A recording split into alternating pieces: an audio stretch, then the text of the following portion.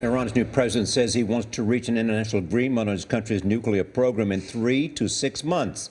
Secretary of State John Kerry will talk about that when he meets Iran's foreign minister later today. In an interview yesterday, President Hassan Rouhani told me he wants the world to treat Iran like other nuclear nations. We also discussed a second issue where Rouhani differs from Iran's former president, Mahmoud Ahmadinejad, the Holocaust.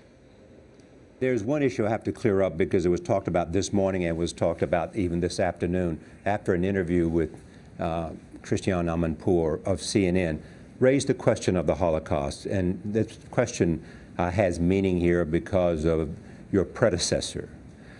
And the question was asked, do you accept the fact that there was a Holocaust in which more than, or at least 6 million Jews were killed?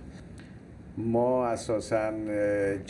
principle, we and I condemn the massacre carried out by the Nazis in the World War II. I'll also add that many groups were killed by the Nazis in the course of the war, Jews in specific, but there were also Christians, there were Muslims, and so in principle I'll tell you that my government, I condemn massacre, the killing of people or any group. I'll tell you that when an innocent person is killed, we never go about asking or inquiring whether they were Jewish or Christian or Muslim. That's not our way, our creed. We simply say that we condemn any killing, any massacre, and therefore we condemn the massacre of the Jewish people by the Nazis, as we also condemn the other massacres that took place in the course of the war. And part and parcel of that is you do not want to deny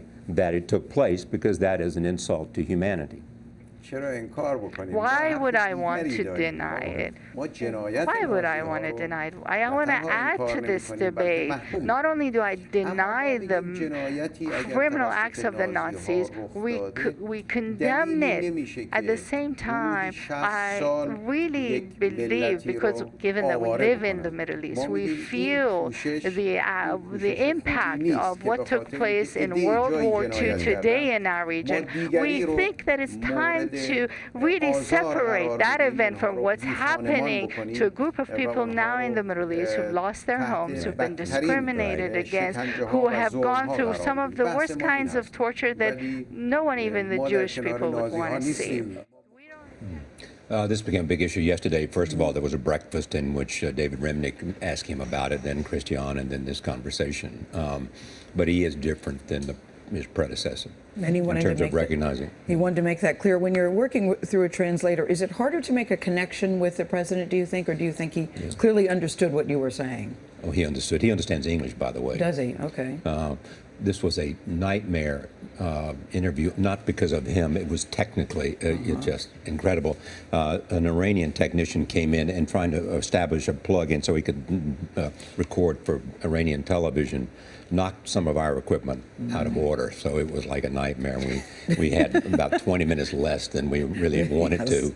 And he, in fact, was so sympathetic to me. He said, come to Tehran and I'll spend more time with you and give you a longer interview. As always, it works out perfectly for Charlie. I was going to say, we always know what happens when you go places, Charlie. Yeah, it'd be nice. Very good interview.